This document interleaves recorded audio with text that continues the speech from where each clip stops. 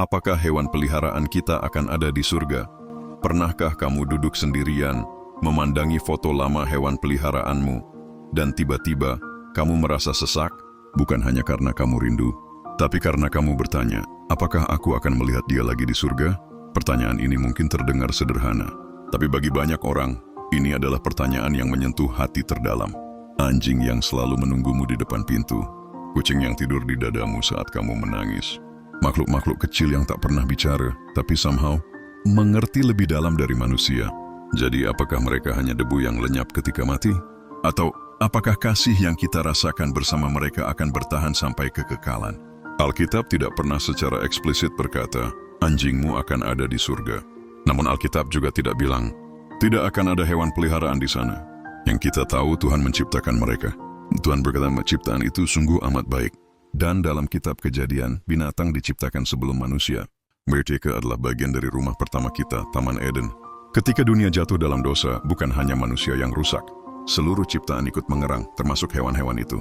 Paulus menulis dalam Roma pasal 8, seluruh makhluk mengeluh dan merasa sakit bersalin sampai sekarang. Dan kemudian dia menambahkan, mereka menantikan saat anak-anak Allah dinyatakan.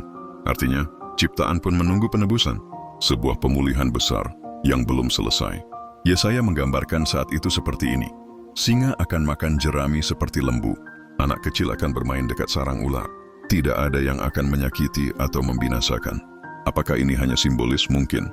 Tapi bisa juga berarti bahwa pemulihan Tuhan bukan hanya untuk manusia, tapi untuk seluruh ciptaannya. Yesus berkata bahwa tidak ada burung pipit yang jatuh tanpa sepengetahuan Bapa.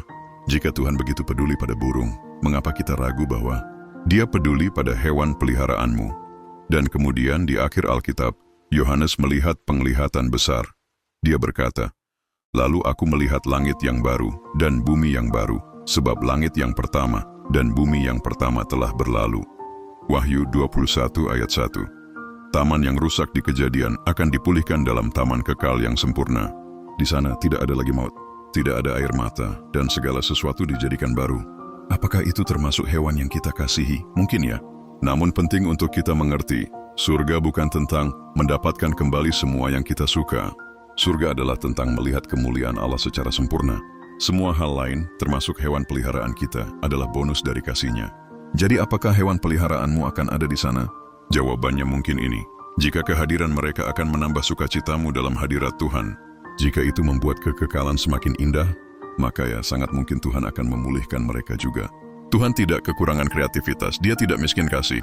Dia tahu apa yang membuatmu tersenyum, dan apa yang dulu menemanimu di saat dunia terasa gelap. Tapi kita juga harus ingat, hanya manusia yang diciptakan menurut gambar dan rupa Allah. Hanya manusia yang ditebus oleh darah anak domba, dan hanya manusia yang dijanjikan kebangkitan tubuh. Namun itu tidak berarti Tuhan tidak bisa menghadirkan kembali hewan yang kita kasihi, sebagai bagian dari sukacita kekal yang sempurna. Jadi daripada bertanya, apakah anjingku ada di surga? Mungkin kita bisa bertanya, apakah hatiku sudah rindu Tuhan lebih dari segalanya? Karena yang paling penting, bukan apakah mereka akan ada di sana, tapi apakah kita akan ada di sana bersama Tuhan.